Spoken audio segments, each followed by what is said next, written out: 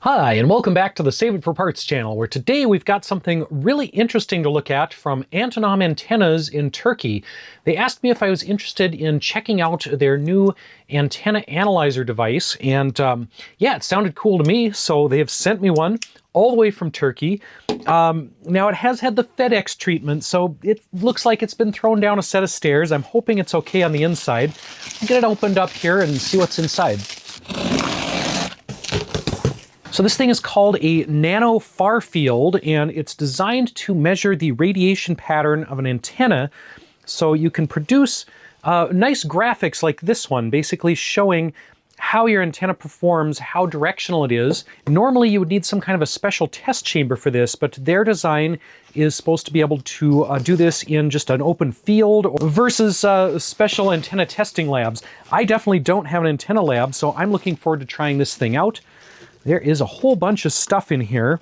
We've got some cables, we've got some cases, we've got the, this looks like the main unit here. There's a lot of 3D printing involved. This is kind of a prototype device, although I believe they are going to start selling these soon if they aren't already selling them. And it looks like they've really included everything here. We even have some antennas, so that's pretty cool. I thought I'd have to go on Amazon and buy some antennas to test out, but they've very thoughtfully included some for me. And they've even included tripods. This is the transmitter. This is the NanoFarField antenna measurement system. So it works from 50 megahertz up to 6 gigahertz. And I think this is the rotating measurement system that spins the antenna around. Yeah, we have that motorized rotating mount. And it looks like these are some 3D printed interfaces to hold different antennas, and I believe they have some STL files online, so if I came up with antennas that were different than the ones they've included, then they do have some other options where I could put other stuff in here. So it also has this nice carrying case, and the idea is that everything fits in here, and then you have your complete antenna lab. Now, I say everything you need, but I did have to supply one additional gadget to go with this, the VNA, or Vector Network Analyzer. I'm using the light VNA here that they recommended. This will also work with the nano VNA. There are different versions of these. So I have a nano VNA, but it's not up to the specs of this thing. So I did buy this new for this project, but this should help me out with some other things as well. Now, I mentioned that FedEx played football with the package, which they seem to do with all my packages. I really do recommend the US Postal Service. If at all possible, just don't use couriers. Don't use FedEx. They're cheap, but they're cheap for a reason. It's because they smash all your stuff. USPS, US Mail, I almost never have issues with. Now, everything seems physically okay, despite how the package was smashed up. But I do notice when I move some things around here, yeah, there's something loose inside this. I can hear a piece clinking around, so I'm gonna need to open this guy up and see what that is. Fortunately, they just used standard Phillips screws, no wacky security fasteners here. All right, you can see what we've got inside. There's a microcontroller, a couple power supplies or relays, and we've got this microstep driver for the motor system. Now, the piece that is loose seems to be this tiny little nut that is vibrated out somewhere. Yeah, there was supposed to be a bolt right here holding this little power supply in place. Stuff gets kind of damaged. When you use cheap shippers, you get a cheap experience. I did find that little bolt in the packaging, so I can put that back. The package included a manual and software on a flash drive, so I'm going to install that. It is Windows only, and it does have kind of a quaint licensing system. You actually have to generate a request file and email it to the company, and then they will email back a license key. So it's kind of like the 90s again as far as software licensing. So they sent me the license key and it didn't work. And I tried restarting, I tried reinstalling, it still didn't work. So I emailed them and they had me download a different version. It's actually the same revision number of the software, but re-downloaded it from their website instead of the version that came on the flash card. And now it does seem to work after putting that license key in. Let's see what it's like to set this rig up. We probably can't get any good measurements here in the house, so we'll have to take it out to a field to do any actual antenna measuring, but I just want to get a feel for how all the parts go together, and then we'll take it out to Sandland tomorrow.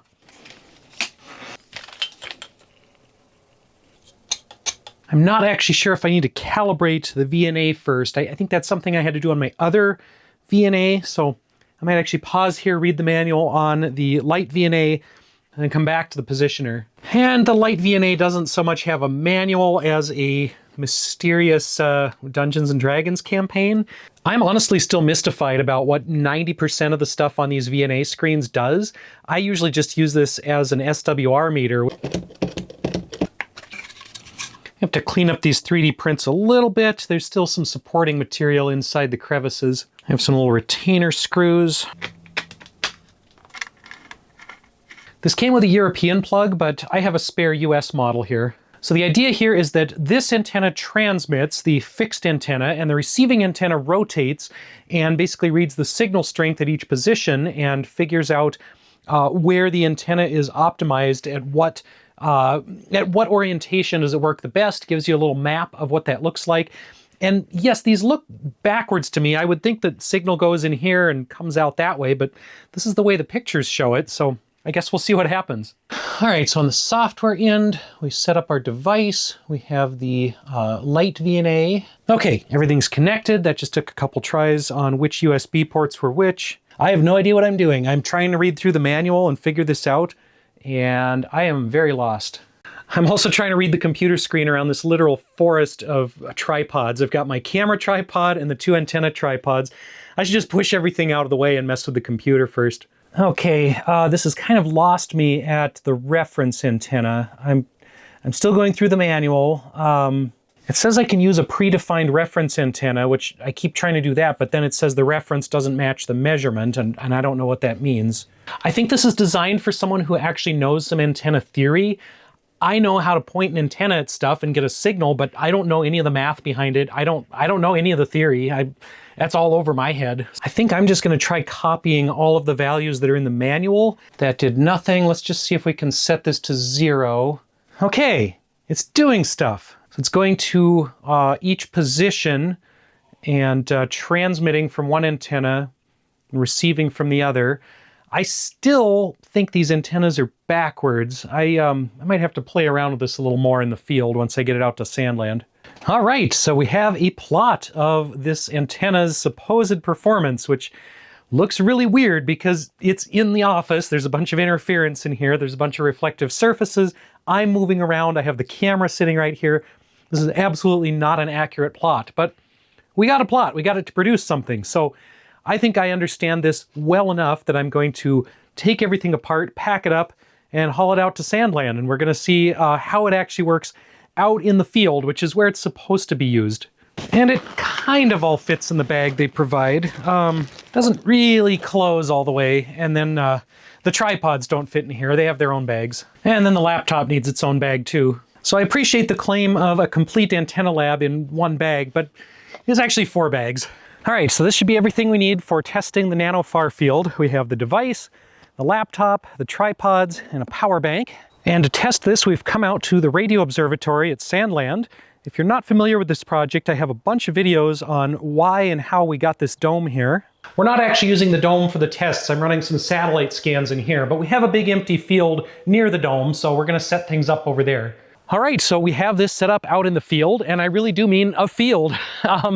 We are a little bit farther away from any structures or obstacles, so hopefully this works a little bit better than it did inside the house in my office. It is still telling me that no angular value has been entered, and I still don't know where to enter that or what that means. Yeah, let's go ahead and start this again. Any angular value has not been entered. I don't know. I have no idea what I'm doing. I got this to work at home in the office just by randomly clicking things. And I don't know what I did before. Yeah, it's a beta product. They haven't really finished writing the software, so the user interface is not really there. The user interface doesn't make any sense, at least not to me. I'm not an antenna expert, and they sent this to me as just an antenna amateur, so maybe an expert would know what the heck it's talking about, but I can't figure out what it's talking about. All right, I think it means that I forgot to do the homing step. Maybe we'll go ahead and try that. I'm just gonna tell it that the current azimuth is 0, and start.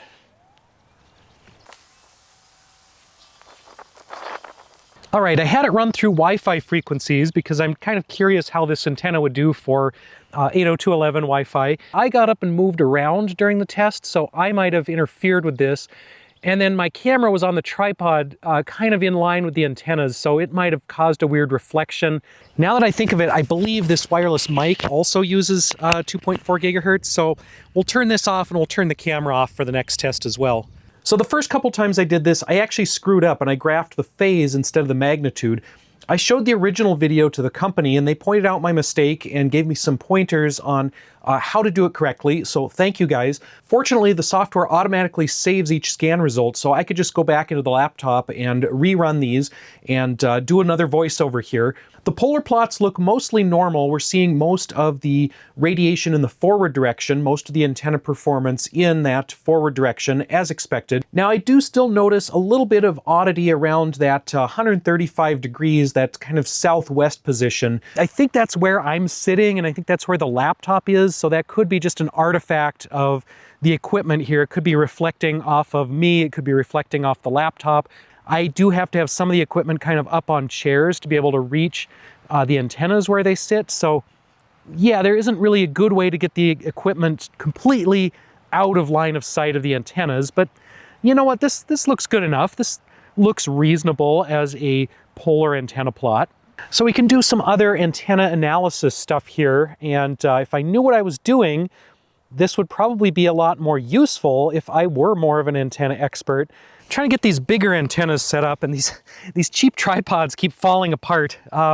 These are like dollar store tripods, so you don't really think it was worth them shipping these to me from overseas. I could have just bought tripods that would be better than this, but we're using what they included.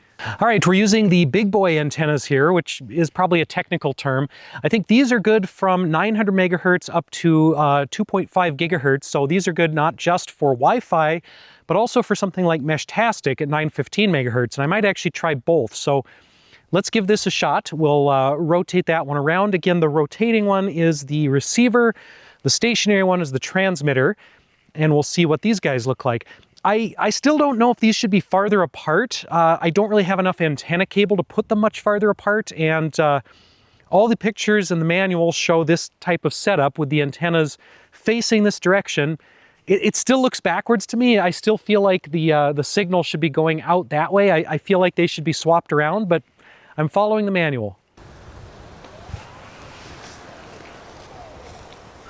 So here's what the square antennas look like on 2.4 to 2.5 gigahertz. Pretty similar to the little triangular antenna. Seems like pretty decent performance. We still have that little blip in the 135 degree quadrant where I'm sitting, but otherwise, oh!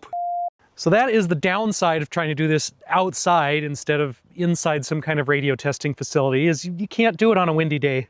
So I'm gonna run this again from 900 to 915 megahertz and see what these would look like as Meshtastic antennas.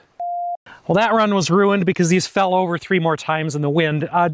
With a real tripod, you could weigh it down. There's supposed to be a hook at the bottom that you can hang some weight on, but these tripods are so cheap, if you put any weight on that hook, the whole thing collapses. So there's not really a good way to support these. I guess you just have to do it on a perfectly calm day. All right, here's what the square boys look like on 900 megahertz. And 901, 902, yeah, basically the same. This is much cleaner than some of the other plots we've done. 915 megahertz, it looks mostly the same as 900 megahertz. Slight differences, but the same shape on the antenna radiation pattern. So yeah, it looks like these would perform reasonably well as Meshtastic antennas. They're not super directional. They have about the same signal strength from 45 degrees to 315 degrees. As they do at 0 degrees or 360, but yeah, it looks like they are pretty stable radiators at everything in that 900 megahertz range. Well, so far we've just been testing the stock reference antennas that they sent with the kit here, but I would like to try a real-world test of a DIY antenna, and anyone old enough will recognize the classic Pringles Wi-Fi Cantenna. This was the peak of stealing your neighbor's Wi-Fi 25 years ago. In fact, I think the statute of limitations has passed, so I can tell you that I once completely took over a fishing lodge network with a Pringles can from a boat. That was a long time ago. I don't do that anymore. But how does this actually work? What's the actual radiation pattern on a Pringles can with a SMA connector hooked up to it? We've just got a little metal probe in the middle tuned for Wi-Fi frequencies, and the theory is that all of your signal comes out the end. The metal-coated can with the metal backplate focuses your signal. Let's see if that's true. Now, I don't actually know which way to mount this. I don't know if this should be the receiver or the transmitter in this experiment, and I don't know if I should use the reference antenna or if I should have two identical antennas if I'm testing. That wasn't really clear in the manual, so I think I'm just going to stick this on the receive end. I'm going to leave the reference antenna as the transmitter. Yeah, the manual could be a little more clear about how to actually use this in the real world with real antennas. Do I need two Pringles cans, or can I use one DIY antenna, one factory antenna? I could have 3D printed a mount for this thing, but I've got duct tape instead.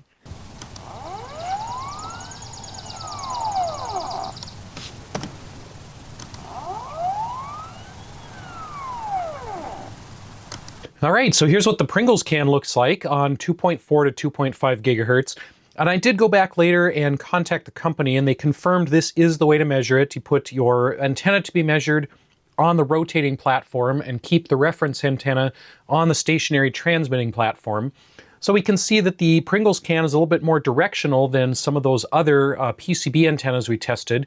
The signal pattern is focused more tightly to the front, so it is a more directional antenna that you would want to point more precisely at your target Wi-Fi network. All right, so overall, I think this NanoFarField thing is pretty cool. It's a really neat way to test out antennas, to visualize antenna radiation patterns, and I love unique ways to visualize things. I like seeing with my eyes what does a radio signal look like. I've done a lot of that with my microwave imaging projects. I've done a lot of that with other projects where I try to turn radio signals into something that looks intuitive, that's easy to understand for the human eye and the human brain. Because a lot of radio stuff is just, it's over my head. And even me as a radio hobbyist, a lot of the stuff is over my head, I admit it. But being able to visualize radiation patterns to know, okay, the Pringles can has this radiation pattern forwards, this kind of side lobe, this kind of rear lobe, versus the reference antenna versus other antennas. That is a great way to just see what's going on, and I like it. So I really like the NanoFarField. I think it needs a little bit more development as a prototype.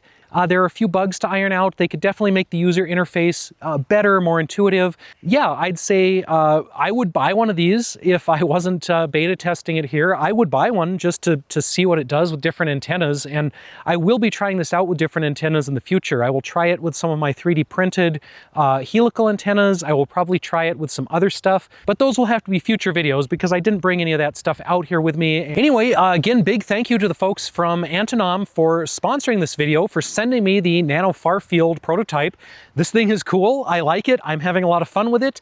I'm a little confused by it, but I am learning as I go, which I do with a lot of my videos. So I'm definitely learning more about how antennas work, about how DIY antennas work, about how some of the other equipment works here, and some of the measuring equipment like the Light VNA. So yeah, this is a fantastic learning experience, and I really appreciate it. If you'd like to pick one of these up for yourself, I will put links down below in the description to their website where you can check out the project and you can purchase one of these NanoFarField units for yourself. If you'd like to see more DIY antenna projects, then check out my playlist of satellite and radio things, and then you can always subscribe to the channel so you don't miss my future antenna nonsense. Finally, thank you to everyone out there for watching, and we'll see you next time.